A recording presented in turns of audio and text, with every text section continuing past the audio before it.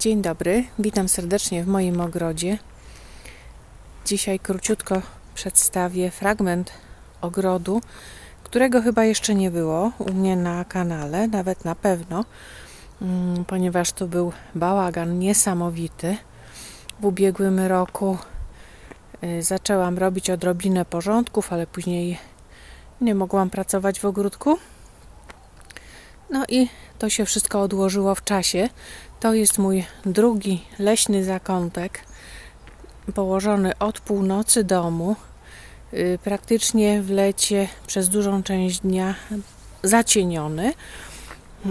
W zeszłym roku wiosną posadziłam tutaj języczniki. Bardzo ładnie się przyjęły, chociaż no, troszeczkę cierpiały z powodu suszy, ale później wzięły się tak dosyć ładnie i zaczęły rosnąć. Zresztą musiałam je trochę podlewać. Tutaj są orliki, które już zaczęły wypuszczać nowe liście. Jako roślinę okrywową zostawię tutaj kopytnik, który jest bardzo, bardzo fajną roślinką. Nie jest tak ekspansywny jak barwinek. I tutaj będzie bardzo ładnie wyglądał. Malutkie fiołki, które zaczynają wypuszczać już kwiatuszki. Pączki są już duże, fioletowe. I przejdę dalej. Tutaj bardzo ładnie zarasta mi powierzchnia ziemi mchem. Staram się tutaj nic nie robić gracką, tylko po prostu wszystkie chwaściki będę wyrywać właśnie w ten sposób, tak żeby nie naruszyć tego mchu. No to jest taki chwaścik, którego bardzo nie lubię. On jest maleńki, czasem go prawie nie widać, a nasionka niestety rozsiewa po całym ogrodzie, strzela tymi nasionami na dość dużą odległość i jest nie do opanowania. Kiedyś nie miałam tego w ogródku, a teraz z jakąś roślinką na pewno mi się pojawił. To jest rzeżuszka, ale nie pamiętam. Rzeżuszka albo rzeżucha, ale nie pamiętam jaka. No w każdym bądź razie strasznie to jest uciążliwe, nazwijmy to. Tutaj na tym fragmencie porośniętym mchem jest posadzona wietlica japońska. Ona jeszcze w tym momencie nie wychodzi z ziemi. Tutaj tylko właśnie w takich miejscach, gdzie są takie góreczki, to wiem, że ona jest. I w tym fragmencie ogrodu mam coś, co mi się niesamowicie podoba. Czyli takie właśnie konary porośnięte mchem. Zawsze w starych lasach to mi się najbardziej podoba, właśnie takie fragmenty. Tu mam taką miniaturę, także tych gałęzi z jałowca nie będę wycinać i one będą coraz ładniej zarośnięte mchem.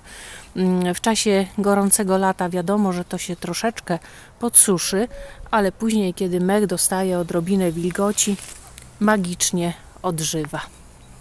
Tu mam bardzo stare jałowce, one mają około 30 lat. Te konary na dole popodcinałam, wycięłam wszystkie takie drobniejsze gałązki, no i właśnie tam też jest ten fragment porośniętych mchem pni. Pięknie to wygląda. Miałam wycinać tutaj takie te wystające patyki, ale chyba też nie będę ich wycinać, też mi zarastają, a poza tym te patyki będą chroniły przed tym, żeby tutaj po prostu komuś się noga nie postawiła i mi tego wszystkiego nie zadeptał. Tu jest dalsza część tej rabaty. A to jest jeszcze do zagospodarowania, ale muszę usunąć tutaj ten barwinek. Barwinek jest też jeszcze tam dalej i też muszę go pousuwać. Tak myślę, że jeszcze ze 3-4 godziny zejdzie mi z tym barwinkiem, a później mam zamiar tutaj posadzić rośliny cieniolubne, głównie paprocie, zimozielone i niezimozielone, trochę funki oczywiście. No, podcięłam tutaj tę trzmielinę japońską, odmiana Emerald and Gold, która niesamowicie się rozrosła. Tu było takie krzaczysko, całe to było zajęte tą trzmieliną. Po prostu, no niestety trzeba było się uszarpać i to porządnie. Zostawiłam jedną gałązkę trzmieliny, którą skieruję tutaj na świerk i ona będzie się piała po świerku.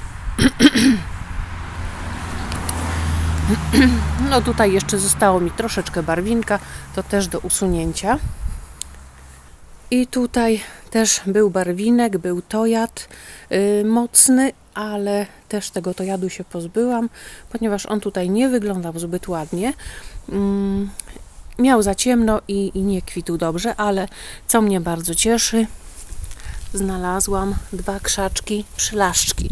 Kiedyś tej przylaszczki było tutaj więcej, ale w momencie, kiedy barwinek się rozgościł, to niestety zagłuszył prawie wszystko.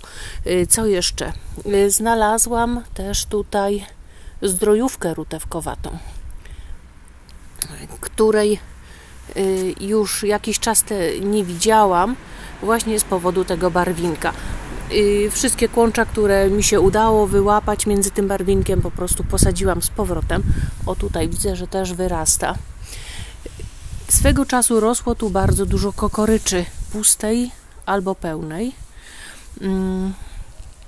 Tej takiej naszej polskiej leśnej kokoryczy. No niestety też barwinek wszystko pochłonął, ale przy robieniu porządków udało mi się, o tutaj nawet jest cebulka jedna, którą trzeba posadzić, ponieważ udało mi się znaleźć trochę takich cebulek i mam nadzieję, że po prostu jak nie te cebulki, to nasionka, które gdzieś tu na pewno w ziemi są, one sobie pokiełkują i będą ładnie rosły.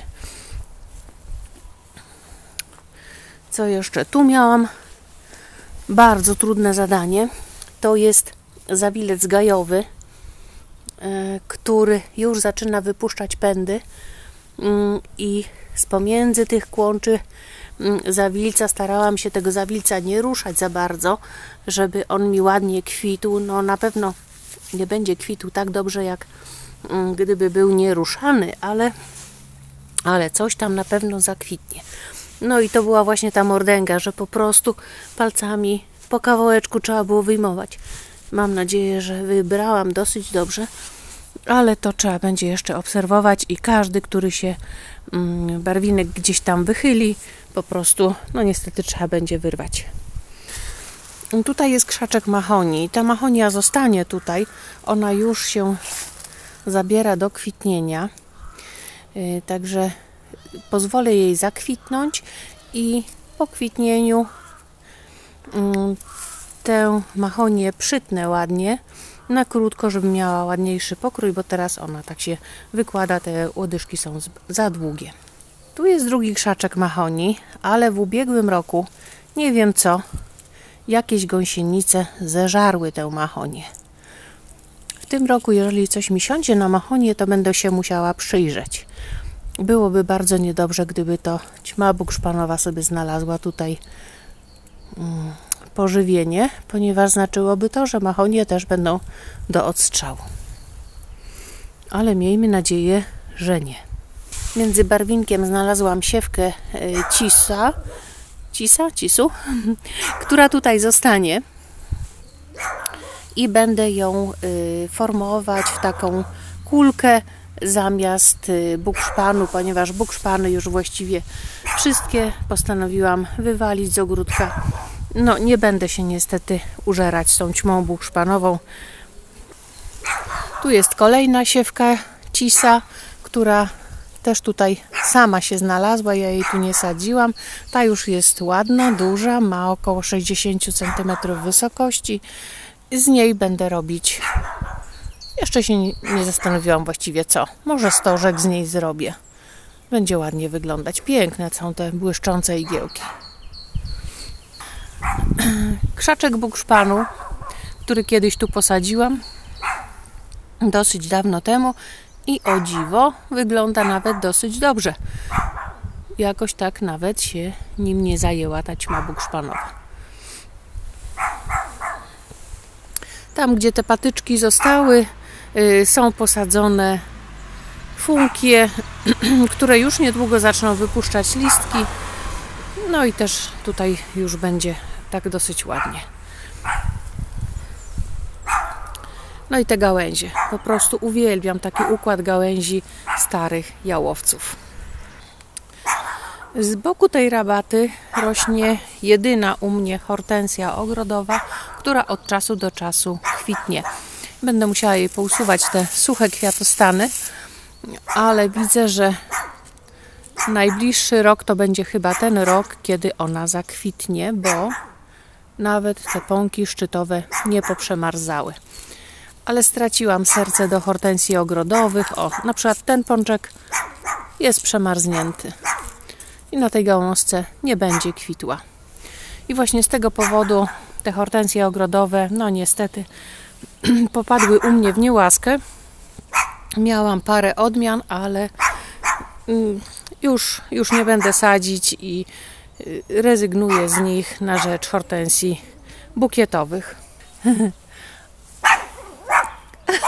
Chodź tu, pokażę Cię. Chodź. O, a to jest mały bohater moich sąsiadów. Zeus się nazywa. Niedawno był u fryzjera i wygląda po prostu ślicznie. I teraz krótki fragmencik z cyklu Ja już nic więcej nie kupię. Znacie to? Znacie na pewno. Wszyscy to znamy. A później błysk w oku i kupujemy. W tych pierwszych 3 doniczkach jest kokorycz pogięta, odmiana Blue China. Taka roślinka bardzo ładnie na niebiesko kwitnąca, o wysokości 30-40 cm. 2 doniczki wylądują chyba w tym tutaj, który dzisiaj pokazywałam, zakątku leśnym, natomiast jedna do tego mojego poprzedniego zakątka leśnego pójdzie. W tych 2 doniczkach jest Chylomekon japoński, roślinka kwitnąca na żółto wiosną, później na lato przechodzi w stan spoczynku i pokazuje się znowu wiosną. Natomiast w tych 3 doniczkach jest kokoryczka niska, bardzo ładna, taka wdzięczna roślinka, rozrasta się podziemnymi rozłogami, no i bardzo ładnie wygląda. Także tutaj też właśnie te 3 doniczki jakoś tak rozdzielę między leśne zakątki, a później będę rozmnażać i będę obsadzać dalsze miejsca. Z boku ogródka pod drzewami owocowymi rośnie ciemiernik cuchnący, który w tej chwili bardzo ładnie wygląda. Te limonkowo-zielone kwiatostany tak bardzo ładnie wyglądają na tle ciemnej zieleni liści i na tle tego poletka barwinkowo-bluszczowego, które tutaj pod drzewami rośnie. Akurat tutaj barwinek mi nie przeszkadza, ponieważ tutaj nic już więcej nie mam zamiaru sadzić. Dlatego on jest tutaj bardzo wygodny. Chwasty przez niego bardzo rzadko przerastają. I tutaj idealnie się sprawdza. I dzisiaj kończę mój film właśnie tym ciemiernikiem cuchnącym, który teraz wygląda bardzo ładnie. Dziękuję za obejrzenie mojego filmu. Zapraszam na następny. Do zobaczenia.